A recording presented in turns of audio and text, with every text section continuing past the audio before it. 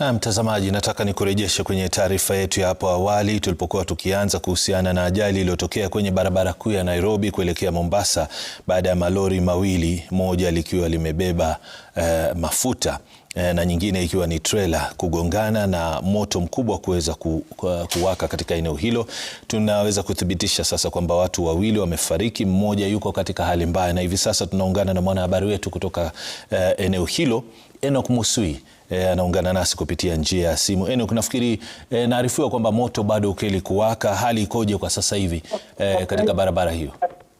Naam, Nimrod, niko hapa katika eneo la Mto Mawe katika barabara kuu ya kutoka Nairobi kuelekea Mombasa, ambapo asubuhi ya leo lori mbili zilikuwa zinaelekea pande ya Nairobi, ambapo ziligongana ni trailer zote mbili, ambapo moto mkubwa uliwaka na ukachoma lori zote mbili. Kulingana na eyewitness ambao wale walifika wa kwanza, wametuelezea kuwa kuna driver moja aliokolewa akakimbizwa hospitali, lakini kwa hizi lori mbili ziko hapa, kuna driver moja ako ndani pamoja na conductor wake, ambapo wako ndani ya hizo lori kwa sasa. Hiyo moto imezimwa kwa masaa zaidi ya 2, ambapo gari za mazima moto kutoka kaunti ya Machakos, kaunti ya Nairobi, kutoka airport mpaka kampuni ya Sunda Industries ambapo iko hapa ni jirani imekuja kusaidia. Na wacha tusikie kutoka kwa driver mmoja ambaye aliona hiyo ajali na alifika hapa saa ngapi. Alafu tuelezee. Kwa majina naitwa Anthony Mwangi, mimi ni dereva wa masafa marefu.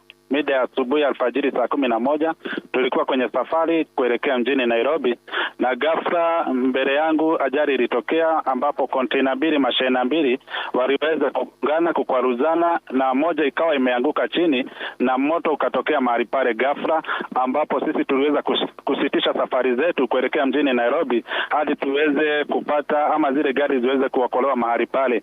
Kile ambacho tumeweza kushuhudia siku ya leo ni kwamba kumekuwa na ulegevu mkubwa, maana naweza sema katika upande wa response unit tumekuwa hapa kuanzia saa 11 ndio moto ulizuka, lakini tumeweza kuona response ambapo ni gari ya kutoka Mavoko ya kuzima moto iliweza kufika saa 12 na madakika. Kwa hivyo kuna changamoto katika upande wa response unit, manake ama dereva kuna mmoja ambaye angeweza kuokolewa iwapo zile gari zingeweza kufika pale kwa muda ufaao. Waje tusikie kutoka mmoja wa Sunda ambaye wamekuja kusaidia katika moto huu. Anza na majina kwa dakika moja, alafu tuelezee umefanyaje. Kwa majina anaitwa Anthony Kaimenyi Kinoti. Mimi niko hapa kwa niaba ya kusaidia hii mkasa wa moto. Mimi natoka kwa kampuni ya Sunda International, that is Softcare. Tuko hapa kuzima moto, tumefaulu kuzima moto, na niko hayo tu. Kazi yetu ilikuja tu kwa rescue team.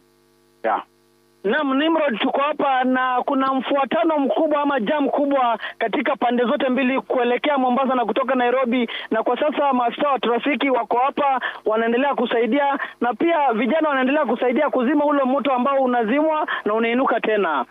Tutaendelea kuwapasha zaidi kwa taarifa zinazofuata kutoka katika barabara kuu ya Mombasa. Mimi ni Enoch Musui.